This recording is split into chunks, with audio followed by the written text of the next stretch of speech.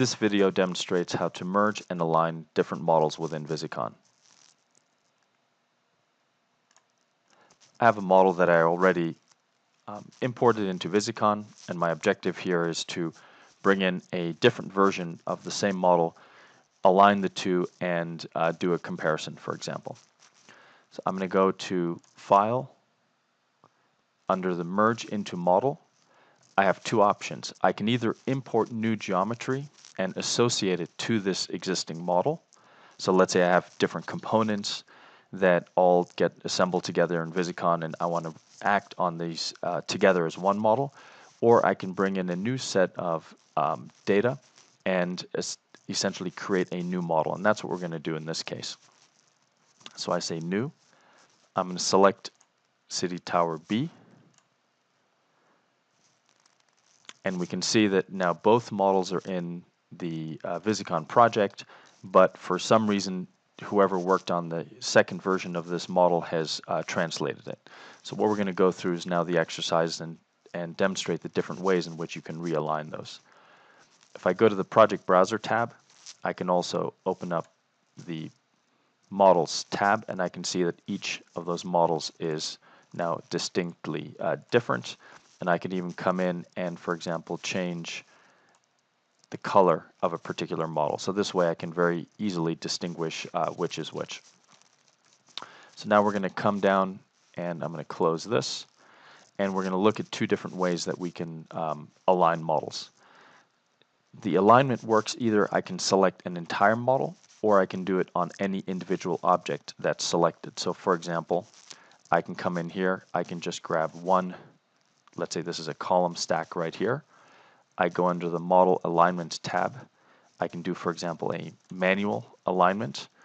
What it does is it kind of ghosts everything else, and it allows me now to essentially select this object and essentially translate it in any direction as I need. So this is kind of a manual translation of any object that I've selected. So I'm going to cancel out of that, so we're back to kind of where we started out. If I want to move the entire model, the easiest way is just to go into our model selection and select the model. So we're going to select this one. So now that this model is selected, we can do the same thing again, where we're going to do a manual translation. So what it does now is it inserts the axes that I can come in and essentially now move the model and do a manual alignment. And so essentially come in and get it to a point where I want to align these two models. And what's important to note is at the top here you see the coordinates, and so for example, I could come in here, and if I need to then fine-tune, I could say -90, and that overrides the manual movement as well. So you have two options. You either use the axes that are visible to try to align your model, or you go ahead and override with actual coordinates. At this point, you can either accept or cancel. So what I'm going to do is I'm going to go ahead and cancel and get us back to our original point.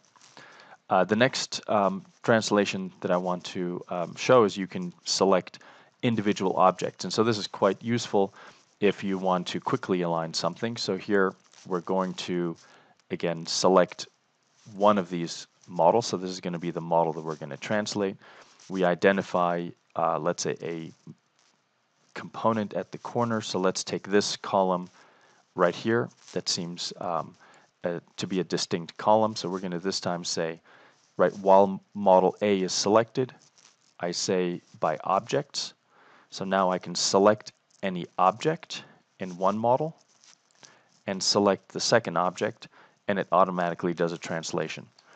So this is a very easy way to essentially do the translation, and we hope during the alpha testing period we get some additional feedback as to different ways that you would like us to allow you to align your models.